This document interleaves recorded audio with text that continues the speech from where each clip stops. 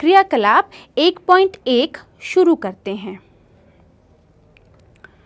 इस क्रिया में मैग्नीशियम के रिबन को जलाना है। इसमें हम देखेंगे कि मैग्नीशियम रिबन को जलाने से क्या बनता है और कैसे बनता है। इस क्रिया के लिए हम सबसे पहले ये बताएंगे कि हमें क्या क्या चाहिए। इस क्रिया के लिए हमें चाहिए एक स्पिरिट लैंप, माचिस, मैग्नीशियम रिबन और रेगमाल। अब आप ये सोच रहे होंगे कि बाकी चीज़ें तो ठीक हैं, लेकिन रेगमाल का इस क्रिया में क्या काम है। इससे पहले आप यहाँ देखिए, मेरे पास यहाँ पर दो तरीके के मैग्नीशियम रिबन हैं। एक मैग्नीशियम रिबन है जो कि काफ़ी चमक रहा है और दूसरा जो मैग्नीशियम रिबन है इसकी चमक गायब हो चुकी है। इसकी चमक इसलिए गायब हो चुकी है क्योंकि मैग्नीशियम के ऊपर मैग्नीशियम ऑक्साइड की एक परत जम चुकी है। मैग्नीशियम जब वायुमंडल में उपस्थित ऑक्सीजन से क्रिया करके मैग्नीशियम ऑक्साइड बनाती है और इसी मैग्नीशियम ऑक्साइड के नीचे इस मैग्नीशियम रिबन की चमक छिप गई है। बच्चों, जैसे आप घर में कोई एल्युमिनियम से बना नया बर्तन लाते हो तो ये बहुत ही चमक रहा होता है, लेकिन कुछ समय बाद इसकी चमक कम होने लग जाती है। इसका मतलब है कि एल्युमिनियम के धातु की चमक के ऑक्साइड बनने के कारण कम हो गई है। अब इसका कारण हमने वैसे ही बता दिया, क्योंकि वायुमंडल में मौजूद ऑक्सीजन मैग्नीशियम धातु से क्रिया करता है, जिसके कारण हमारे बर्तनों की चमक कम हो जाती है। पर बच्चों, क्या हर धातु की चमक कम हो जाती है? चलिए, आज हम मैग्नीशियम रिबन के साथ अभिक्रिया करेंगे और देखेंगे कि मैग्नीशियम ऑक्साइड किस तरीके से मैग्नीशियम रिबन को जलने में रुकावट पैदा करता है। जैसे कि बच्चों, आप देख रहे हो, मैग्नीशियम रिबन एक पतले रिबन की तरह है। हम इसका एक टुकड़ा लेंगे और इसे रेगमाल की सहायता से रगड़ेंगे। अगर हम इसे ऐसे ही बिना रगड़े जलाने की कोशिश करेंगे तो यह नहीं जलेगा। कारण जो अभी हमने बात करी कि मैग्नीशियम के ऊपर मैग्नीशियम ऑक्साइड की एक परत है जो कि मैग्नीशियम को जलने से रोकती है। तो इसे जलाने के लिए हमें सबसे पहले मैग्नीशियम रिबन को रेगमाल से रगड़ना पड़ेगा। तो यहाँ पर हम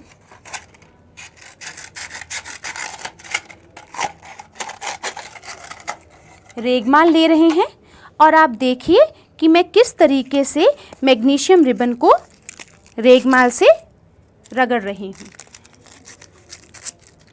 और जब हम रेगमाल से इसको रगड़ेंगे तेज़ी से, तो इसके ऊपर की मैग्नीशियम ऑक्साइड की परत आसानी से उतर जाएगी और ये चमकने लग जाएगा।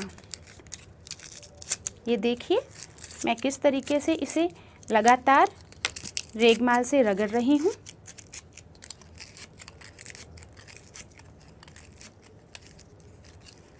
ये देखिए, हमारा मैग्नीशियम रिबन काफ़ी चमक चुका है। इसे जलाने के लिए हमें एक होल्डर से पकड़ना पड़ेगा। अब आप बताइए, हमने इसे होल्डर से क्यों पकड़ा है? ताकि ये एक्सपेरिमेंट करते हुए हमारा हाथ ना जले।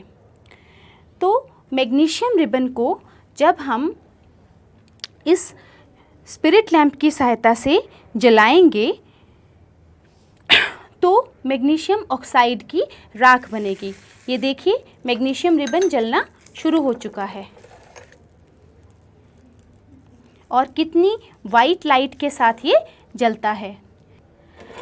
जब मैग्नीशियम रिबन को बिना रेगमाल से रगड़े जब हम जलाने की कोशिश करते हैं तो यह आसानी से नहीं जलता है।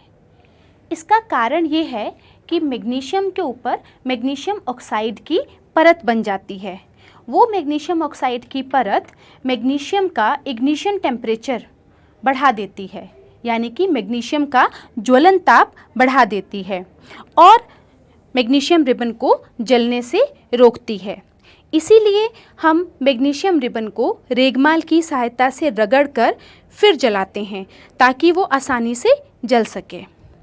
अब क्योंकि मैग्नीशियम ऑक्सीजन की उपस्थिति में जल जाता है तो जलने के पश्चात एक ऑक्साइड बनता है जिसे हम लोग कहते हैं मैग्नीशियम ऑक्साइड। बच्चों, आपने यह देखा कि जो मैग्नीशियम ऑक्साइड की परत मैग्नीशियम रिबन के ऊपर जमी हुई है, अगर हम उसे रेगमाल से ना उतारें तो मैग्नीशियम रिबन नहीं जल रहा। इसका एक कारण यह है क्योंकि हर एक चीज़ प्रकृति में अपने आप को स्थिर रखना चाहती है। इसी तरीके से मैग्नीशियम ऑक्सीजन के साथ अभिक्रिया करके एक स्थिर ऑक्साइड बना लेता है जिसे हम मैग्नीशियम ऑक्साइड कह रहे हैं। तो ये मैग्नीशियम ऑक्साइड के साथ जब हम इसे जला रहे थे तो ये नहीं जलेगा। इसी कारण हम रेगमाल को रगड़ कर इसकी परत को उतारते हैं और उतारने के पश्चात हम इसे जलाते हैं। अब हमें इस रिबन को जलाने के पश्चात जो वाइट कलर की राख मिल रही है, इस राख को हम वॉच ग्लास में इकट्ठा करेंगे। जब हम मैग्नीशियम धातु को जलाने के पश्चात इस राख को इस्तेमाल करते हैं तो अब आप ये सोचिए बच्चों कि क्या यह राख फिर से मैग्नीशियम रिबन बन सकता है? नहीं। बच्चों, जब भी आप एक्सपेरिमेंट्स करें तो आप ये ध्यान में रखें कि आग के साथ एक्सपेरिमेंट करते समय एक बाल्टी पानी और एक रेत की बाल्टी आपके आसपास ज़रूर हो, क्योंकि आग के बढ़ जाने पर इस पर काबू करना बहुत मुश्किल हो जाता है। तो पहले आप ये देखें कि यह दोनों चीज़ें यहाँ पर भी उपलब्ध हैं। तो अब हम क्रिया को आगे देखते हैं। देखिए कितनी वाइट लाइट के साथ ये मैग्नीशियम रिबन जलकर राख बन चुका है। यह मैग्नीशियम ऑक्साइड है जो सफ़ेद रंग की राख में बदल चुका है। अब हम इस राख का टेस्ट करेंगे कि यह राख एल्कलाइन यानी कि क्षारीय प्रकृति की है या एसिडिक यानी कि अम्लीय प्रकृति की है। इसे चेक करने के लिए हम लिटमस पेपर की सहायता लेते हैं। लिटमस पेपर से आपको कुछ याद आया होगा। 7वीं कक्षा में अम्ल और क्षार वाले अध्याय में लिटमस पेपर का जिक्र हुआ था। अब आप बताइए बच्चों, लिटमस किससे बना होता है? हाँ, बिल्कुल सही, यह लाइकेन से बनता है। लाइकेन से लिटमस पेपर बनाए जाते हैं। यह पेपर 2 रंग में आते हैं, लाल और नीला। लिटमस एक ही होता है लेकिन उसे अलग अलग रंगों के पेपर्स बना लिए जाते हैं।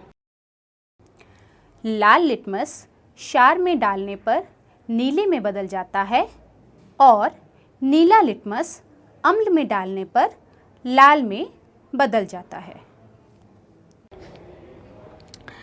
तो देखिए हमारे पास ये 2 तरीके के लिटमस पेपर हैं, पहला लाल और दूसरा नीला। ये देखिए, ये एक लाल लिटमस पेपर है और ये नीला लिटमस पेपर है। ये लाइकेन्स के द्वारा प्राप्त किए जाते हैं और ये आपने 7वीं कक्षा में पहले से देख रखे हैं। चलिए अब हम इनका टेस्ट करते हैं।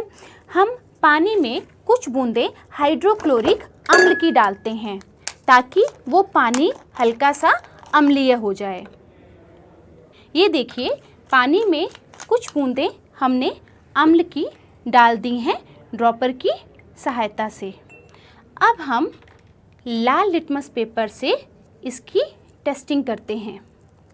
जब लाल लिटमस पेपर को अम्ल में डाला जाएगा, ये क्या, इस पर तो कोई असर नहीं हुआ, ये लाल ही रहा। कोई बात नहीं, चलिए अब नीले लिटमस पेपर से ट्राई करते हैं। नीले लिटमस पेपर को इस अम्ल वाले पानी में डालने पर देखते हैं क्या प्रभाव होता है। अरे ये देखिए, नीला लिटमस पेपर अम्ल में डालते ही लाल हो गया, जबकि लाल लिटमस पेपर को जब हमने अम्ल में डाला था तो इसके ऊपर कोई प्रभाव नहीं हुआ। यानी कि लिटमस पेपर में जब अम्ल की उपस्थिति में लिटमस नीले से लाल हो जाता है और क्षार की उपस्थिति में लिटमस लाल से नीला हो जाता है।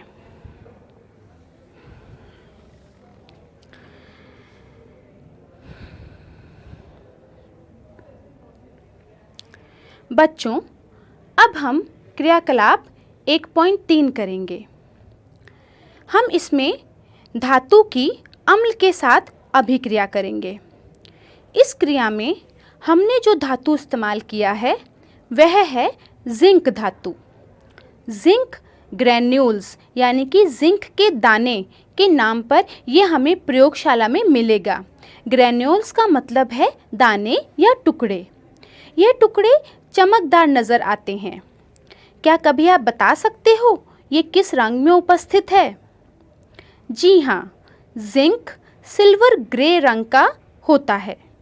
बच्चों, क्या आप अम्ल का नाम बता सकते हो जो आपने पढ़े हों या किसी क्रिया में इस्तेमाल किए हों? इस क्रिया में हम हाइड्रोक्लोरिक अम्ल का इस्तेमाल करेंगे। इसका सिंबल या इसका प्रतीक या इसका फॉर्मूला है HCl। इसी तरह हमारी प्रयोगशाला में और भी कई प्रकार के अम्ल होते हैं, जैसे कि सल्फ्यूरिक अम्ल H2SO4, नाइट्रिक अम्ल HNO3। यह अम्ल प्रयोगशाला में सांद्र अवस्था में यानी कि गाढ़ी अवस्था में मौजूद होते हैं, लेकिन जब हमने इनकी क्रिया करवानी है तब हमने इनका तनु रूप इस्तेमाल करना है। सांद्र और तनु अम्ल में क्या अंतर होता है? सांद्र अम्ल में अम्ल की मात्रा ज़्यादा और पानी की मात्रा कम होती है, लेकिन तनु अम्ल में पानी की मात्रा ज़्यादा और अम्ल की मात्रा कम होती है। सांद्र अम्ल खतरनाक होता है। इसे इस्तेमाल करते समय बहुत सावधानी से काम करना पड़ता है। सांद्र अम्ल से तनु अम्ल कैसे बनाएं? तनु अम्ल बनाने के लिए एक बीकर में पानी लें और उसमें बूंद बूंद करके आप अम्ल मिलाएं।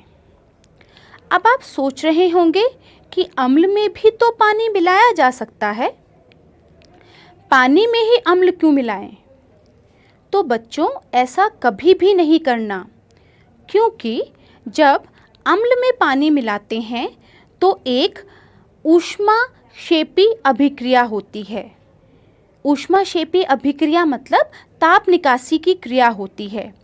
इसमें इतना ज़्यादा ताप उत्पन्न होता है कि वह तेजाब, वह अम्ल उछलकर आपके मुंह, आपके हाथों या आपके शरीर के ऊपर आ सकता है। इसमें इतनी ऊष्मा उत्पन्न होती है कि कांच का बीकर भी टूट सकता है। इसलिए सांद्र अम्ल से तनु अम्ल बनाने के लिए हमेशा पानी में बूंद बूंद करके अम्ल डाला जाता है। चलिए, अब हम आगे की क्रिया करते हैं। अब हम एक शंक्वाकार फ्लास्क लेंगे और इसमें जिंक धातु के टुकड़े डालेंगे। इसमें हम तनु हाइड्रोक्लोरिक अम्ल मिलाएंगे, पर ड्रॉपर की सहायता से। सीधे बोतल से ना डालें, क्योंकि यह खतरनाक हो सकता है। देखिए बच्चों, क्रिया होना भी शुरू हो गई।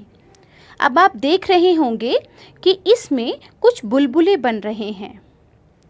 इन बुलबुलों के बारे में आप अपने अध्यापक से पूछें और खुद भी सोचें।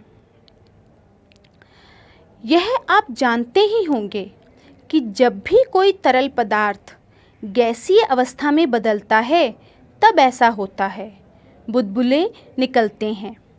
जिंक हाइड्रोक्लोरिक अम्ल के साथ अभिक्रिया करके जिंक क्लोराइड और हाइड्रोजन गैस बनाता है।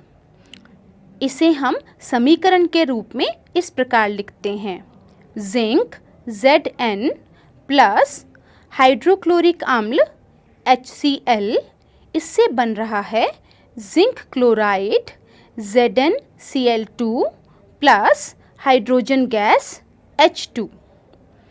यह जो हाइड्रोजन गैस है वह ऊपर की ओर बाहर निकल रही है। चलिए बच्चों, इस रासायनिक समीकरण के लिए जो रासायनिक अभिक्रिया हो रही है उसके बारे में जानने की कोशिश करते हैं।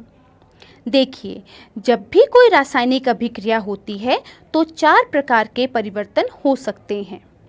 पहला, अवस्था में परिवर्तन। दूसरा, रंग में परिवर्तन। तीसरा, गैस का निकास या उत्सर्जन। और चौथा, तापमान में परिवर्तन। जब भी कोई दो पदार्थ आपस में अभिक्रिया करके कोई अन्य पदार्थ बनाते हैं तो अभिक्रिया करने वाले पदार्थों को अभिकारक कहा जाता है, जबकि जो चीज़ बन रही है उन्हें उत्पाद कहा जाता है। अभिकारकों और उत्पादों के बीच में एक एरो के निशान के द्वारा अभिक्रिया दिखाई जाती है। जैसे मैग्नीशियम की जब हम ऑक्सीजन से अभिक्रिया करवाते हैं तो मैग्नीशियम ऑक्साइड बनता है। तो इसे लिखते हुए हम अभिकारक एक तरफ लिखेंगे मैग्नीशियम प्लस ऑक्सीजन, और इससे बन रहा है मैग्नीशियम ऑक्साइड।